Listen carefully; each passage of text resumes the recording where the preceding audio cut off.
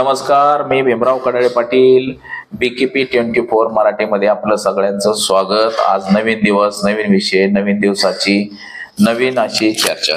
बघा, आज चर्चा घेऊन आलोय म्हणजे वाल्मिक कराड, उज्ज्वल निकम, संतोष देशमुख, धनंजय मुंडे आणि सुरेश धस। म्हणजे बीड आपल्या लक्षात आलं असेल हे प्रकरण कुठलंय, बीड जिल्ह्यातलं। म्हणजे वाल्मिक कराड याला निर्दोष सोडवलं जातंय की काय? आता भारतीय जनता पक्षाचे खासदार या ठिकाणी वकील म्हणून आहेत, त्याच्यामुळे त्यांना निर्दोष सोडलं जातंय की काय, त्याच विषयाची आज चर्चा घेऊन आलो। तर चला, सर्वप्रथम आपण जर चॅनल सबस्क्राईब केला नसेल तर चॅनल सबस्क्राईब करावा ही सर्वांना विनंती। आणि चला चर्चेला सुरुवात करूया। बघा, महाराष्ट्रामध्ये सर्वात जास्त गुन्हेगारीकरण हे बीडमध्ये घडतंय की काय असं आपल्याला एकंदरीत म्हणता येईल।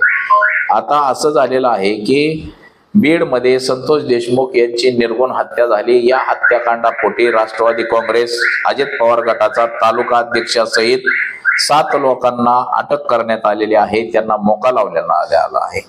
आता यामध्ये वाल्मिक कराड याच्यावरती देखील अनेक गंभीर गुन्हे आहेत। वाल्मिक कराड याने हे सगळं घडवून आणलं, वाल्मिक कराडच आका आहे या खुनाचा, असं म्हणून सुरेश धस यांनी आरोपांची राळ उठवून दिली होती।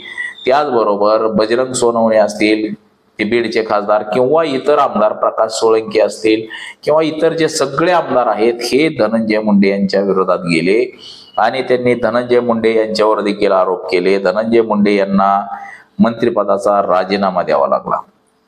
आता संतोष देशमुख यांची हत्या निर्गुण झाली, हे मात्र आता हे प्रकरण दाबण्यासाठी म्हणून, म्हणजे लोकांना असं वाटलं की उज्ज्वल निकम हे चांगले वकील आहेत आणि यांच्या माध्यमातून या आरोपींना फाशीची शिक्षा होईल असं संबोधलं जातं।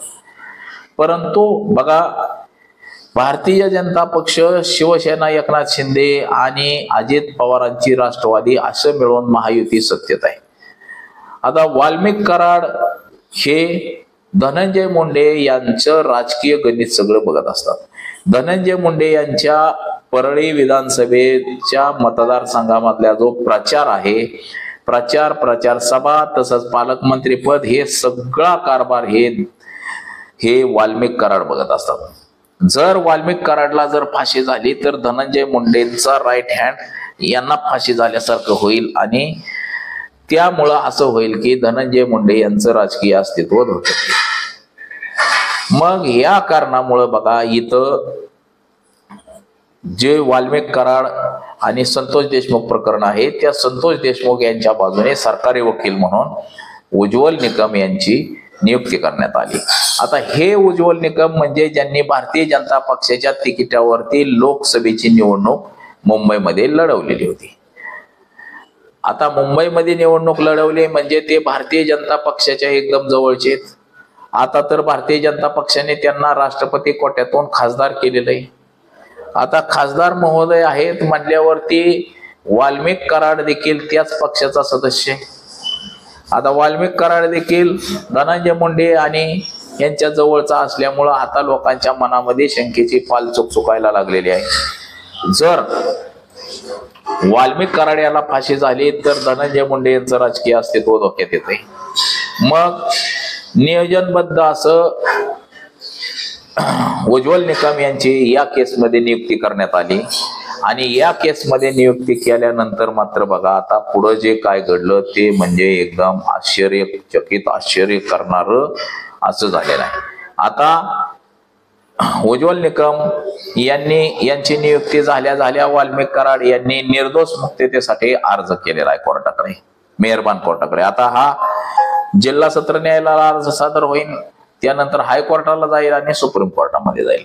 आता यामध्ये सरकारची जी बाजू मांडणारे ते उज्ज्वल निकम हे कुठंतरी कुमकुवत बाजू मांडतात असं दिसतंय। आता त्यांनी जी पहिल्यांदा बाजू मांडली ह्याच्यामध्ये असं दाखवलं गेलेलं आहे की या केसमध्ये सर्वस्वी जबाबदार हे ज्या लोकांनी संतोष देशमुखांचं अपहरण केलं आणि त्यांना मारलं, ज्या 7 लोकांनी, ते सगळे जबाबदार आहेत। वाल्मिक कराड यांनी फक्त आदेश दिला आणि या लोकांनी कृती केली।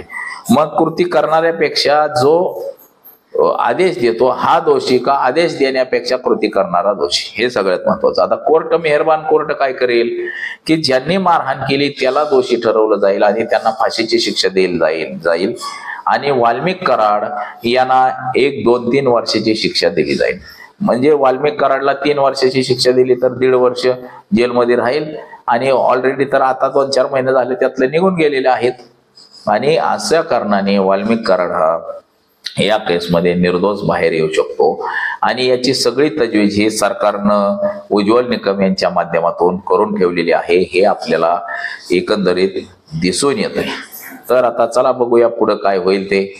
आजपर्यंत एवढंच. कॅमेरामन अनिकेत समी, भीमराव कडाळे पाटील, BKP 24 मराठी, इंदापूर, पुणे.